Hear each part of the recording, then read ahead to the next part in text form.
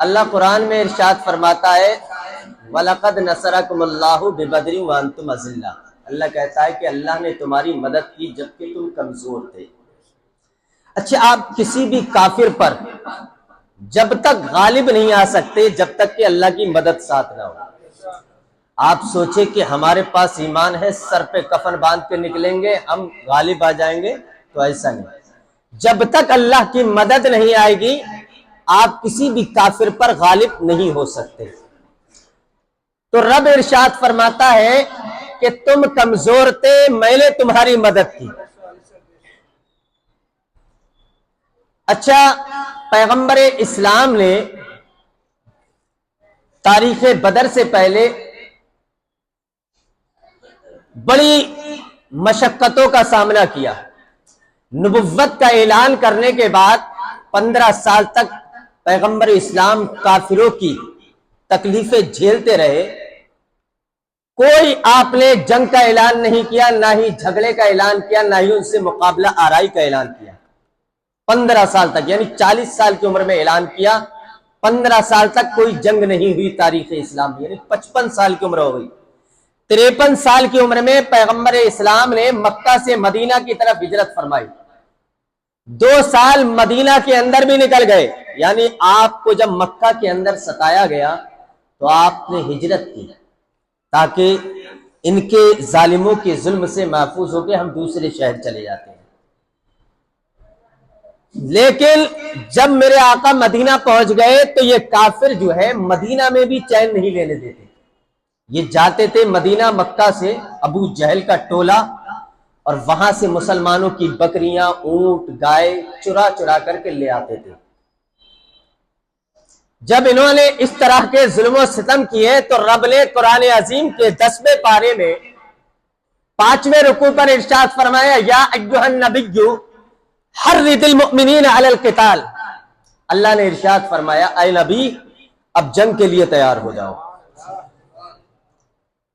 اللہ نے تیار کیا کہ اب ان کے ظلم حد سے بڑھ گئے ہیں۔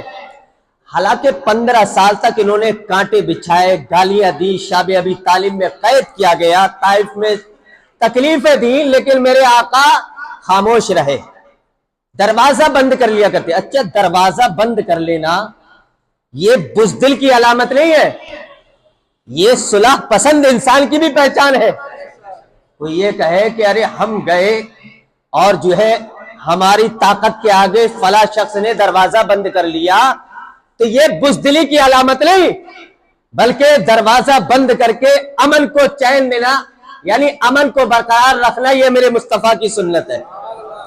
15 سال تک میرے آقا نے دروازہ نہیں کھولا سامنے والے ظالم سے لڑنے کے لیے، بلکہ آپ چاہتے تھے کہ دنیا کے اندر امن برقرار رہے، امن برقرار رکھا، دروازہ بند، جنگ کے دروازے بند۔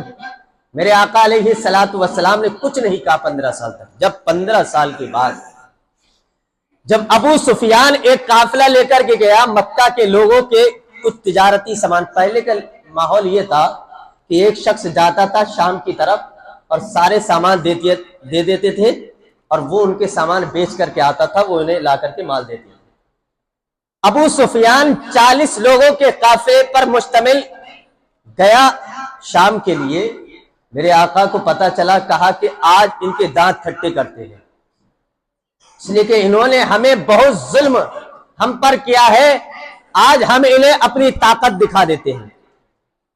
میرے آقا علیہ السلام نے کمر کسی صحابہ کو اکٹھا کیا کہ ایسا ایسا ہونا ہے، مشورہ کیا۔ حضرت ابو بکر سے کہا کہ ابو بکر بتاؤ تمہارا کیا مشورہ ہے؟ ابو بکر نے کہا کہ آقا میں تو پہلے سے تیار ہوں۔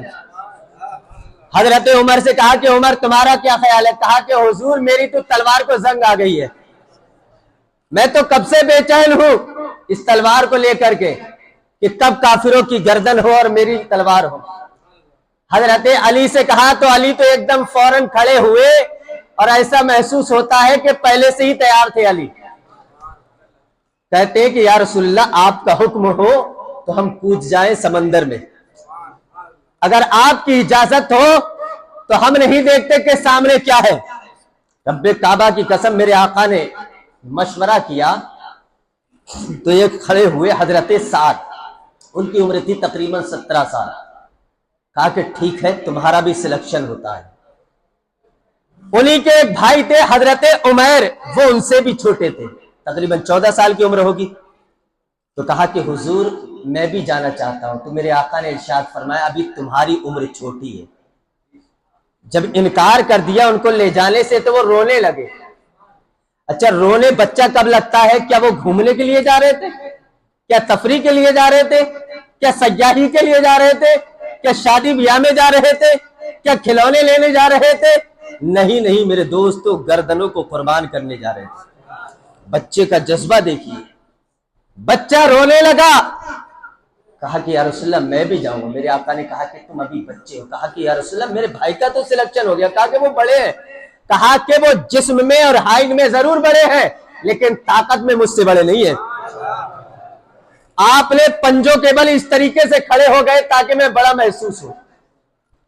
پنجوں کے بل کھڑے ہوئے. کہا کہ یا رسول اللہ طاقت میں بل نہیں. کہا کہ کیسے؟ کہا کہ آپ کشتی کرا لو. کہا کہ کشتی کراؤ. تو میرے آقا نے کہا کہ چلو ٹھیک ہے تیار ہو جائے. کشتی کرائی. جب کشتی سے پہلے دونوں پہلوان گلے ملتے ہیں نا، تو حضرت عمیر اور آپ کے بھائی حضرت سعد کشتی سے پہلے گلے ملے. تو چھوٹے بھائی نے کہا کہ بھائی آپ کا تو سلیکشن ہو گیا ہے، آپ گر جائیے، آپ کا کیا جاتا ہے، میرا بھی سلیکشن ہو جائے گا. کان میں کہا کہ جب آپ کو منظور کر لیا ہے نبی نے تو اب آپ کو کوئی رد نہیں کر سکتا. جب اتنا کہا تو حضرت سعد نے منظور کیا ان کی اس عریضے کو. جب دونوں کشتی کرائی حضرت سعد گر گئے اور آپ سینے پہ بیٹھ گئے. تو میرے آقا نے ارشاد فرمایا چلو دونوں کا جانا منظور ہے.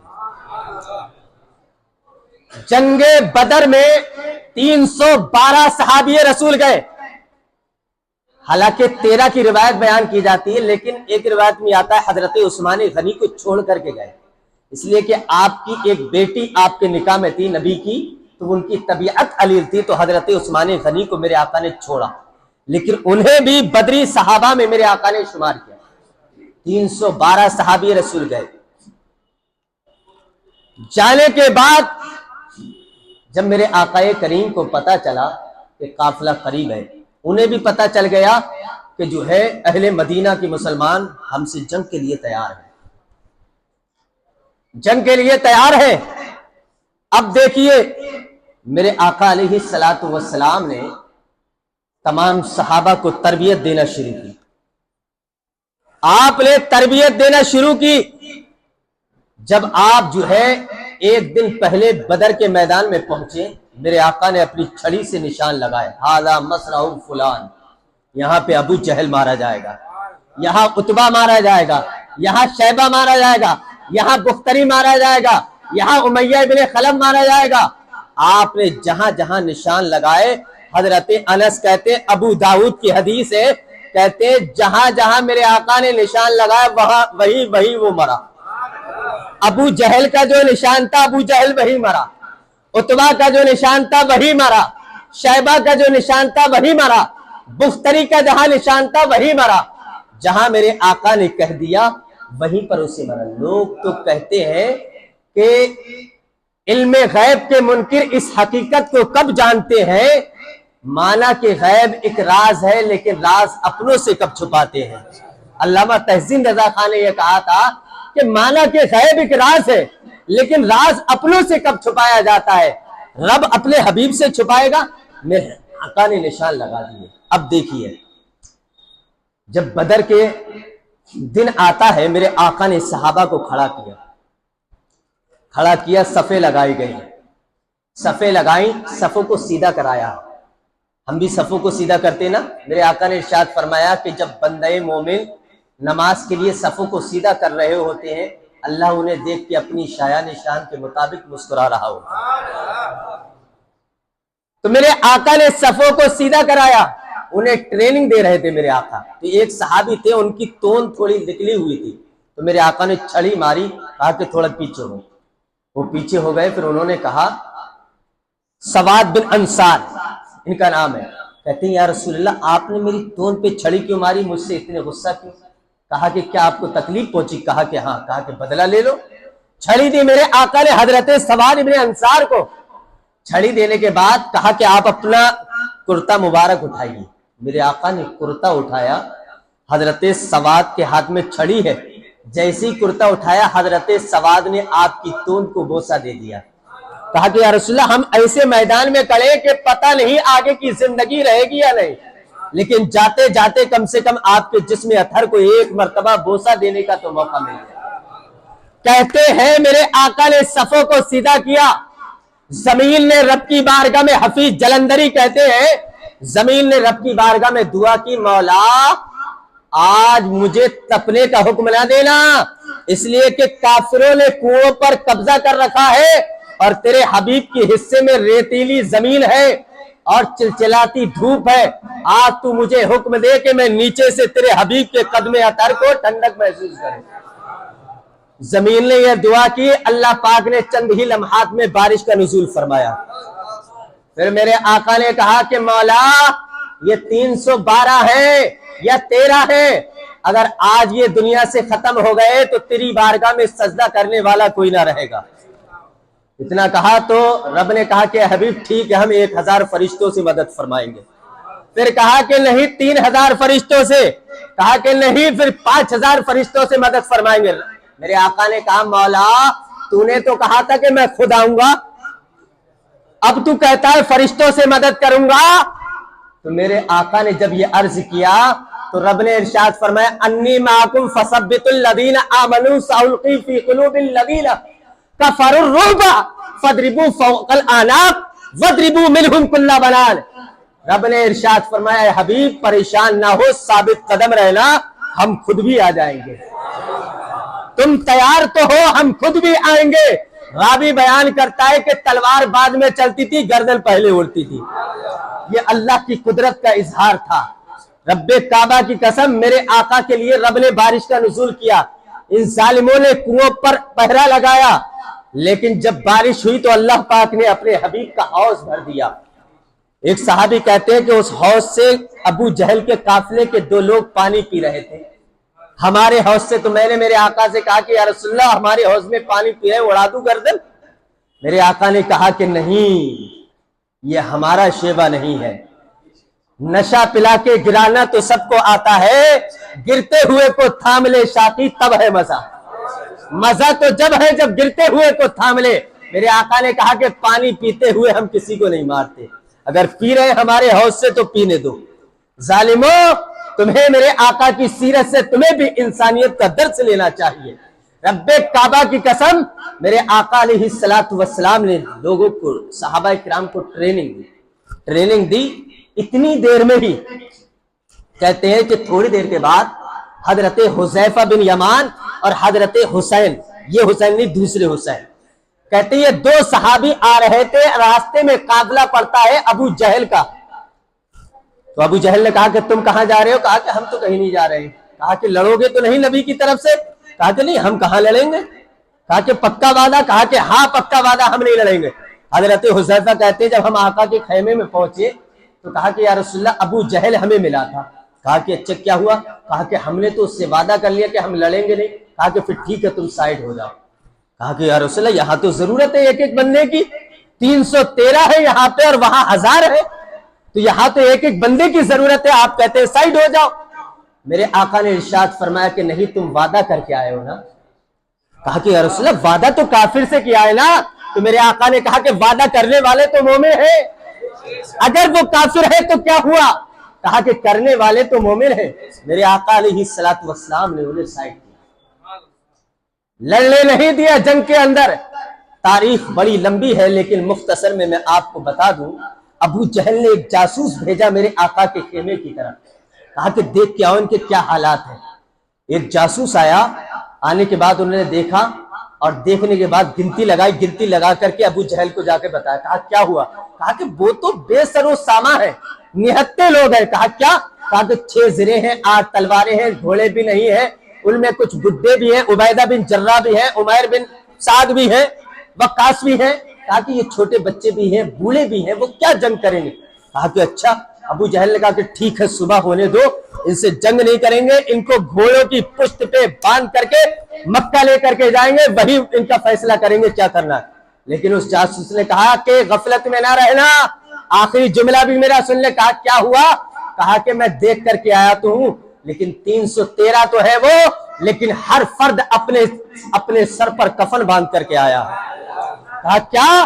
कहा कि हर शख्स मुसल्ले पर बैठा हुआ था और रब की बारगाह में दुआ कर रहा था कि मौला हमें जल्दी शहादत अता फरमा। कहा कि जिसके सर पर कफन हो उस कौम को दुनिया की कोई ताकत हरा नहीं सकती। यही वजह है कि जंगे बदर का ये तारीख इस्लाम की पहली जंग है। 313 सहाबा इकराम ने उन जालिमों के दांत खट्टे किए, 70 काफिरों को उस जंग के अंदर मारा और 70 काफिरों को जो है उस अबू जहल के काफिले में से 70 लोगों को उनको कैद करके और अपने साथ ले जाया गया। अल्लाह ने बेहतरीन अहले इस्लाम को फतह और नुसरत और कामयाबी अता फरमाई। हालांकि इसका तफसीली गुफ्तगू बड़ी लंबी है, इसलिए मैं अपनी बात को आगे नहीं बढ़ाता हूं। जो 70 लोग कैदी होकर के आए थे ना, उनमें से एक हजरत अब्बास भी थे, नबी के चचा। तो मेरे आका ने सहाबा से कहा क्या किया जाए? कहा कि इनसे फिदिया ले लिया जाए। सबसे फिदिये का मुतालबा किया गया, यानी कुछ माल दिया जाए। तो हजरत अब्बास से जब कहा तो हजरत अब्बास ने कहा कि या रसूलल्लाह, बेटा भतीजे थे मेरे नबी। कहा कि हमारे पास तो कुछ है नहीं, तुम्हें पता है, मैं तो ऐसे ही आया था अबू जहल के साथ लड़ने के लिए। कहा कि अच्छा। मेरे आका ने कहा कि हमसे छुपाते हो, अल्लाह ने तो हमें वो इल्म दिया है कि हम रहते मदीने में है, जमाने की खबर है हमें। कहा क्या? कहा कि चचा अब्बास, जब तुम आ रहे थे मक्के से लड़ने के लिए, अबू जहल की तरफ से कमरा बंद था, दरवाजा बंद था, तुमने चची को एक सोने की ईंट दी थी ना? कहा क्या? और कहा था तुमने अगर आ जाऊं तो मेरी है ये ईंट, और अगर मैं ना आ पाऊं तो इस ईंट से बच्चों की परवरिश कर लेना। जब इतना कहा तो हजरत अब्बास हिल गए और कहने लगे कि जब ये यहां बैठ करके मक्के की खबर बता सकता है, तो अगर अब मैं झूठ बोलता हूं तो दिल की भी खबर बता सकता है। इसीलिए मेरे इमाम ने कहा है कि और कोई गैब क्या, तुमसे लिखा हो भला, जब ना खुदा ही छुपा तुम पे करोड़ों दुरूद। वाखिर दावाना अनिल हम्दुलिल्लाहि रब्बिल आलमीन। अस्सलामु अलैकुम।